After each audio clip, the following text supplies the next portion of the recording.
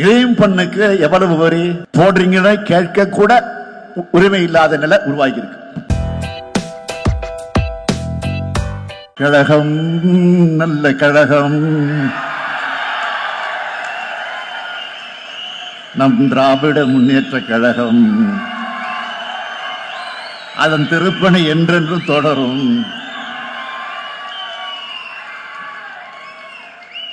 கள்ளக்குடி கொண்டு கன்னித்தமிழ் வென்று உள்ளம் குடிகொண்ட கழகம்,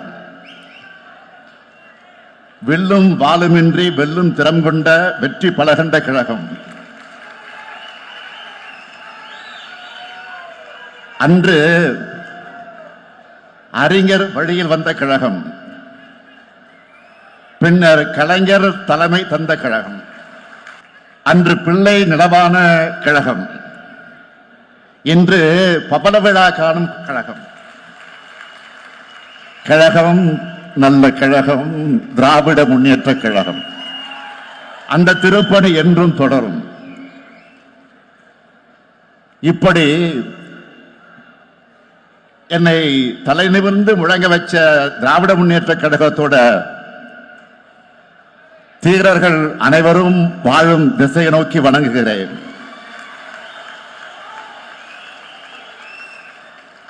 உங்களுடைய வேவையாலும் ரத்தத்தாலும் மூச்சு காற்றாலும் உழைப்பாலும் தான் இத்தனை ஆண்டு காலம் கழகம் தலை நிமிர்ந்து நிற்குது, கம்பீரமா நிற்குது. அப்படிப்பட்ட தியாகத்தின் உருவமான திராவிட முன்னேற்ற கழக தொண்டர்களுடைய உள்ளத்துக்கும் இல்லத்துக்கும் என்னுடைய அன்பான வணக்கம். நீங்க இல்லாம கழகம் இல்லை, நீங்க இல்லாம நான் இல்லை.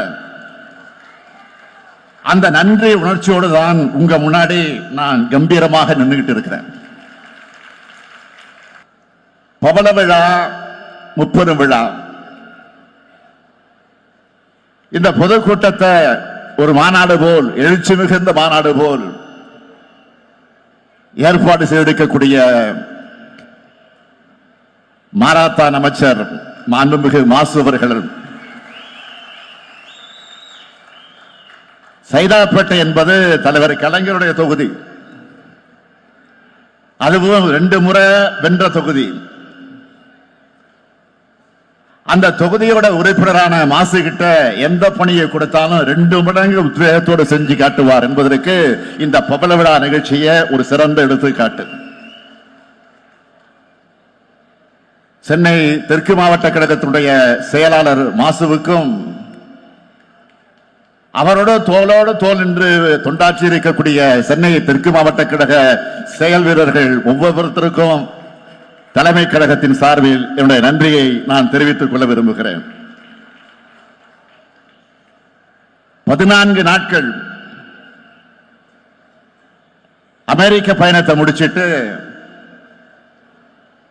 கடந்த 14ஆம் தேதி சென்னைக்கு திரும்பினேன். தொழில் முதலீடுகளை ஈர்ப்பதற்காக நானும் தம்பி டிஆர்பி ராஜா அவர்களும் அமெரிக்காவுக்கு சென்றோம். சென்றோம்னு சொல்றதை விட வென்றோம்னு தான் சொல்லணும். பல்லாயிரம் கோடி ரூபாய்க்கான முதலீடுகளும் பல்லாயிரக்கணக்கான வேலை வாய்ப்புகளும் கிடைக்க இருக்கு. அதை எண்ணி அடைந்த மகிழ்ச்சிக்கு எனக்கு அளவே கிடையாது. அதே போல எனக்கு அமெரிக்க வாழ் தமிழர்கள் கொடுத்த வரவேற்பு என்பது இந்தியாவின் மற்ற மாநில மக்களும் சோசியல் மீடியாவில் வியந்து பேசுற அளவுக்கு ரீச் ஆச்சு. அதுக்கு காரணம் நாம என்னைக்கு மக்களோட மக்களா இருக்கும். 1956ஆம் ஆண்டு 1966ஆம் ஆண்டு என்னோட 13 வயசுல கோபாலபுரம் இளைஞர் திமுகவை தொடங்கி 53 ஆண்டு காலம் இயக்கத்துக்கும் தமிழ்நாட்டுக்கும் உழைச்ச உழைப்புக்கான அங்கீகாரம் தான் இன்று பவள விழா காணக்கூடிய திராவிட முன்னேற்ற கழகத்திற்கு நான் தலைவரா இருக்கிறது. கருப்பு சிவப்பு கொடியும் உடன்பிறப்புகளோட அரவணைப்பும் தலைவர் கலைஞருடைய வழிகாட்டுதல் தான் என்னை இந்த அளவுக்கு உயர்த்தி இருக்கு. திராவிட முன்னேற்ற கழகத்தோட தலைவர் என்ற தகுதி எனக்கு வழங்கினவங்க கழக உடன்பிறப்புகளான நீங்க தான். தமிழ்நாட்டோட முதலமைச்சர் என்ற மாபெரும் தகுதியை வழங்கினவங்க தமிழ்நாட்டு மக்கள். கழகமும் தமிழ்நாடும் என்னோட இரு கண்கள்னு நான் செயல்பட்டு வர்ற இந்த நேரத்தில் கழகத்தினுடைய புகழ விழாவை கொண்டாடுறது எனக்கு கிடைச்ச பெருமையாக, என்னுடைய வாழ்நாள் கிடைத்திருக்கக்கூடிய பெருமையாக நான் கருதுகிறேன். ஆண்டுதோறும் செப்டம்பர் மாதத்தில் திராவிட மாதமாகவே நாம் கொண்டாடிக்கிட்டு வரோம். பகுத்தறிவு புகழவன் தந்தை பெரியார் பிறந்த நாள், பேரறிஞர் பிறந்தகர் அண்ணா பிறந்த நாள், அறிவியக்கமாம் திராவிட முன்னேற்ற கழகம் உதயமான நாள் ஆகிய மூன்றையும் இணைச்சு முப்பெரும் விழாவாக தலைவர் கலைஞர் அவர்கள் கொண்டாட தொடங்கினார். இந்த விழாவுக்கு மகுடம் வைத்தார் போல கழகத்தோட தீரர்களுக்கு விருதுகளை வழங்கி சிறப்பிப்பார். பவள விழா ஆண்டான இந்த ஆண்டு முதல் என்னுடைய பேரான விருது 6வதாக சேர்க்கப்பட்டிருக்கு. 6வது முறையா கழக ஆட்சியை நான் அமர்த்தின என்பதற்காக இது வழங்கப்பட்டிருக்கான்னு எனக்கு தெரியல. விருதுகள் பெறக்கூடிய ஒவ்வொருத்தருக்கும்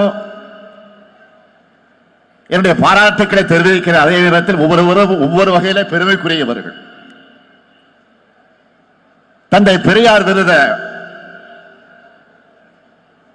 திருமிகு பாப்பம்மாள் அவர்கள் பெற்றிருக்கிறார். அவர் உடல்நிலை காரணமாக அவரால் வர முடியல என்றாலும் அவருடைய சார்பில் அவருடைய குடும்பத்தை சார்ந்த ஒருத்தர் அந்த விருதை பெற்றிருக்கிறார். பெரியாருக்கு பெரியார் என்ற பட்டத்தை வழங்கினவங்கள பெண்கள் தான். அந்த வகையில ஒரு பெண் பெறுவது மிக மிக பொருத்தமானது. கழகம் தொடங்கப்பட்ட காலத்திலிருந்து கழகத்தில் தொண்டவா சேர்ந்து கழக நடத்தின எல்லா போராட்டங்களையும் பங்கெடுத்து 108 வயசுலேயே கழகத்தோட அடையாளமா மட்டுமல்ல ஒட்டுமொத்த தமிழ்நாட்டுடைய அடையாளமாக திருமிகு பாப்பம்மாள் அவர்கள் விளங்குகிறார். அடுத்து பேரறிஞர் அண்ணா பெயரில் இருதயம் அறந்தாங்கி மிசா ராமநாதன் அவர்கள் பெற்றிருக்கிறார்கள். மாணவர்களை இணைச்சு 1964 கழகத்துக்கான தன்னோட தொண்டை தொடங்கினார் நம்முடைய ராமநாதன் அவர்கள். மொழிப்போர்ல கலந்துகிட்டார். 1976 ஆண்டு மிசா கைதியாக ஓராண்டு காலம் சிறையில் இருந்ததோடு கழகத்தோட எல்லா போராட்டங்களையும் பங்கெடுத்து தியாகத்தோட அடையாளம் தான் நம்முடைய ராமநாதன் அவர்கள். தலைவர் கலைஞர் பெயரிலான விருதை தலைவர் கலைஞர் அவர்களால் ஆழ்வார் என்றும் என்னால் திராவிட ஆழ்வார் என்றும் அழைக்கப்படக்கூடிய நம்முடைய ஜெகத்ரட்சகன் அவர்கள் பெற்றிருக்கிறார். இதயத்தோட ஒரு பக்கத்தை கலைஞருக்கு இன்னொரு பக்கத்தை ஆழ்வார்களுக்கு அர்ப்பணிச்சவர் நம்ம ஜெகத்ரட்சகன் அவர்கள். பள்ளி காலத்தில் இந்திய எதிர்ப்பு போரில் பங்கெடுத்தவர். கல்லூரி காலத்தில் பெரியார சந்திச்ச காரணத்தினால கல்லூரியிலிருந்து டிஸ்மிஸ் செய்யப்பட்டவர். அதனாலதான் இத்தனை கல்லூரிகளை பல்கலைக்கழகங்களை ஜெகத்ரட்சகன் தொடங்கினாரா என்பது நமக்கு சந்தேகமா இருக்கு. கல்வி நிலையங்கள் இலக்கிய பணிகள் எது இருந்தாலும் அரசியலையே முழுமூச்சா கொண்டு கலைஞரே சரணம்னு பணியாற்றும் கலைஞருடைய பக்தர் இவர். எத்தனையோ சோதனைகள், மிரட்டல்கள், நெருக்கடிகள் அவருக்கு வந்துச்சு, இன்னும் வந்துகிட்டு இருக்கு. ஆனா அச்சமில்லாமல் யாரோடும் சமரசமாகாம கழகமே துணைனை கம்பீரமாக செயல்படக்கூடியவர் நம்முடைய ஜெகத்ரட்சகன் அவர்கள். அதனால அவருக்கு கலைஞர் விருது வழங்கப்பட்டிருக்கு.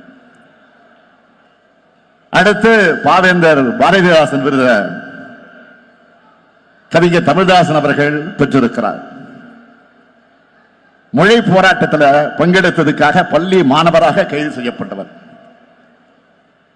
பள்ளியில படிக்கும் போது மரபு கவிதைகளை எழுதுற அளவுக்கு திறன் அவருக்கு இருந்துச்சு. உணர்ச்சி மிக்க கவிதைகளை தீட்டி வரக்கூடியவர். இது எல்லாத்தையும் விட தொலைக்காட்சி விவாதங்கள்ல சிங்கமன சீறி கழகத்தோட கொள்கைகளை நிலைப்பாடுகளை நிலைநிறுத்துவார். புரட்சி வாதங்களை வைக்கக்கூடிய அவருக்கு புரட்சி கவிஞர் விருதை வழங்கி இருக்கிறோம். அடுத்து பேராசிரியர் விருதை என்னுடைய இனிய தோழன் வி.பி. ராஜன் பெற்றிருக்கிறார்.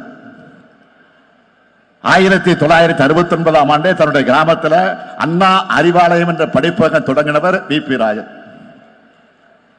1972ஆம் ஆண்டு முதல் கழகத்தில் தீவிரமாக பணியாற்றினவர்.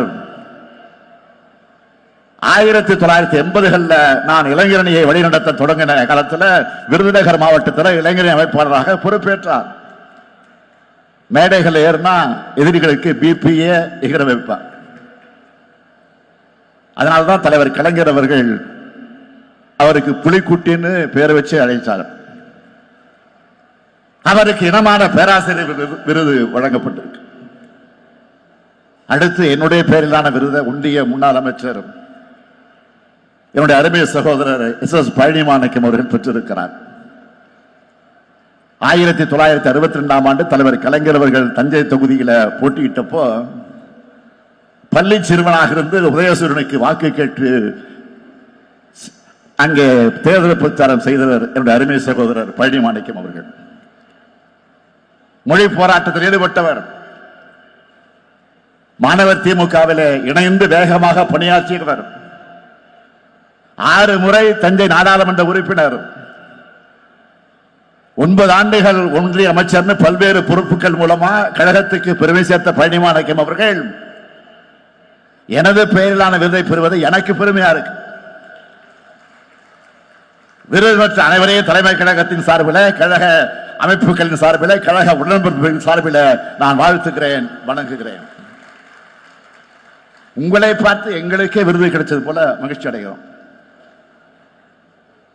ஆண்டுதோறும் விருதுகள் வழங்குகிறோம் என்றாலும் இது கழகத்தோட புகழ் விழா ஆண்டில் வழங்கப்படும் விருது என்பதால இதுக்கு கூடுதல் சிறப்பு இருக்கு. உங்களை போன்றவர்களுடைய உழைப்பால் தான் கழகம் இந்த உன்னதமான இடத்துக்கு வந்திருக்கு. ஒரு இயக்கம் 75 ஆண்டு காலம் நிலைச்சு நிற்கிறதும், ஒரு இயக்கம் 75 ஆண்டுகள் கழிச்சும் கம்பீரமாக காட்சி அளிக்கிறதும் சாதாரணமான சாதனை இல்லை. இதுக்கு முழு முதல் காரணம் நம்முடைய அமைப்பு முறைதான் என்பதை நான் நெஞ்சு நிமிர்த்தி சொல்லுவேன். 1977ஆம் ஆண்டு சட்டமன்ற தேர்தலில் கழகம் தோற்ற போது இத்தோடு திமுக முடிஞ்சதுன்னு சில ஊடகங்கள் எழுதினாங்க. அப்போ தலைவர் கலைஞர் சொன்னார், கருணாநிதியின் வாழ்வே முடிந்து விட்டாலும் கழகத்தின் வாழ்வு முடியாது என்ற அளவுக்கு வலிமை மிகுந்த வாய்ப்பு. அப்படிப்பட்ட அமைப்பை கொண்டது திராவிட முன்னேற்ற கழகம் சொன்னார். லட்சம் கிளைக்கழகங்களை கொண்டது நம்ம தலைமை கழகம். இன்றைக்கு நாங்கெல்லாம் தலைமை கழகத்தில் கம்பீரமா உட்கார்ந்து இருக்கிறோம்னா அதுக்கு அடித்தளம் இருக்கிறது. அந்த அடித்தளத்தில் இருக்கிற கிளைக்கழகங்கள்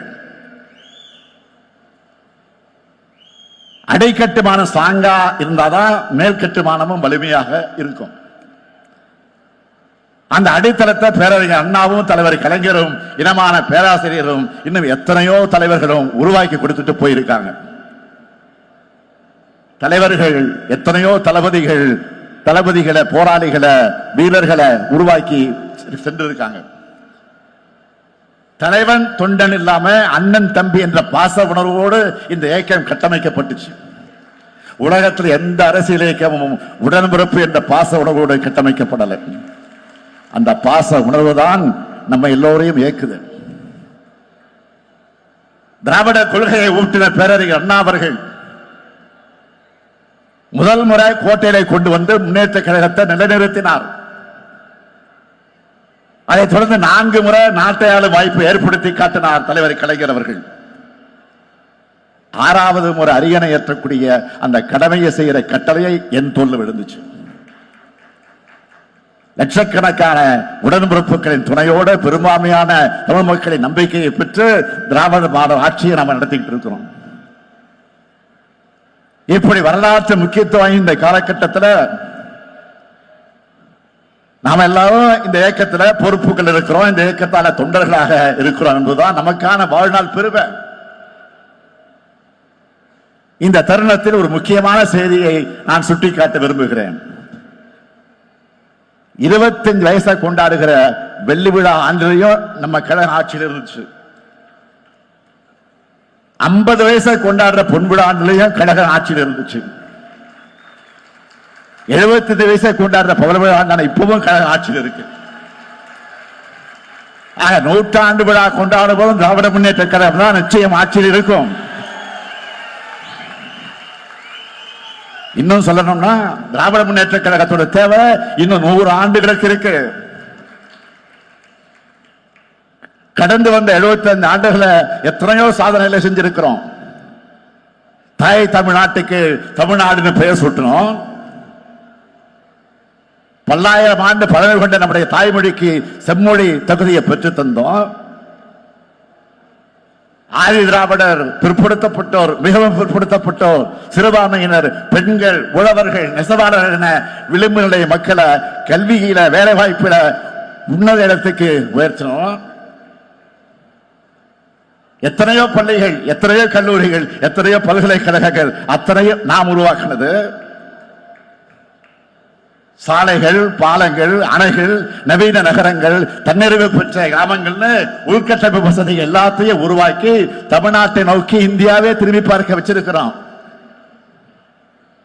கடந்த 3 ஆண்டுகள் மட்டும் எத்தனை சாதனைகள்! மகளிருக்கு 1000 ரூபாய் உரிமை தொகை,